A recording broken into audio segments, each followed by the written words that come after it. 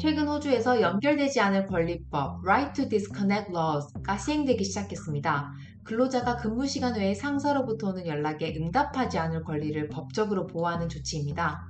이번 법안이 호주인들의 워라밸을 위해 꼭 필요하다는 시선이 있는 한편 일부에서는 법안의 실효성에 대한 의문을 제기하기도 합니다. 이 새로운 법안이 생겨나게 된 배경과 필요성, 앞으로 대두될 쟁점에 대한 뉴스를 함께 들어보겠습니다. Research shows we are becoming addicted to work. A survey by the Australia Institute found employees were doing around 5 hours of unpaid overtime each week.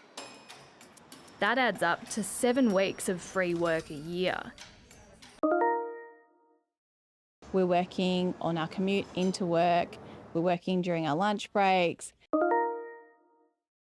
We're just constantly available.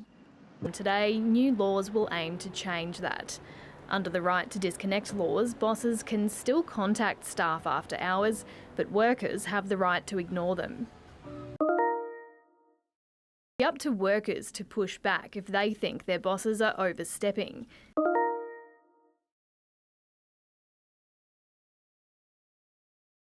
The sticking point is employees can only ignore texts, calls or emails when it is considered reasonable. Of course, if someone's holding a very senior role in an organisation, it's more likely that they'll need to be able to deal with things after hours than a very junior person. If it's an emergency situation, then of course it would be expected that someone would respond in that situation. But if it's just a run-of-the-mill thing that could be replied to and dealt with the next day when someone's back at work, then it can wait till then. Well, what these laws really are about is trying to bring back a bit of work-life balance for Australians' lives. I think we've all grown used to having technology interrupt our lives, whether we're at work or after work. And from today, all medium and large-sized businesses, workers in those businesses will have a right to disconnect. And what that's about is basically saying that when you clock off from work, your time is your own. You shouldn't have to be doing unpaid overtime by having to constantly check your phone, your email, and that you won't be punished by your boss if you don't respond immediately. I think we all understand that there are going to be times when an employer does need to get in contact with an employee after hours urgently, but it shouldn't be the norm. And that's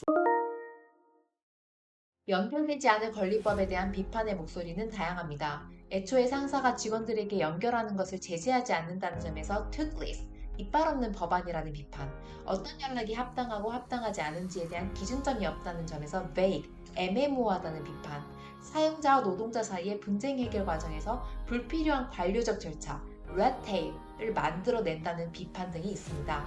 그러나 저는 이번 법안이 a conversation starter, 대화의 시작점으로서 가치 있다고 생각합니다.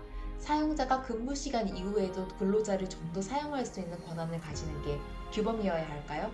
아니면 근로자는 근무 시간이 끝나면 오피스 룩을 벗고 개인적 삶의 영역을 즐길 권리가 있어야 할까요? 저는 한 개인의 직업적 정체성이 그의 다른 정체성들을 집어삼켜서는 안 된다고 생각합니다. 한 개인은 근로자이기도 하지만 누군가의 자식, 파트너, 친구이기도 합니다. 또 쉬는 날에는 자기가 좋아하는 활동을 방해받지 않고 즐길 자유가 있습니다. 일하는 정체성이 전부가 아닌 부분으로 존재하기 위해서는, 그래서 다른 정체성들이 지켜지기 위해서는 저는 연결되지 않은 권리법과 같은 제도적인 장치가 꼭 필요하다고 생각합니다. 호주에서 발의된 이번 법안은 한국의 노동 환경을 생각하게 합니다.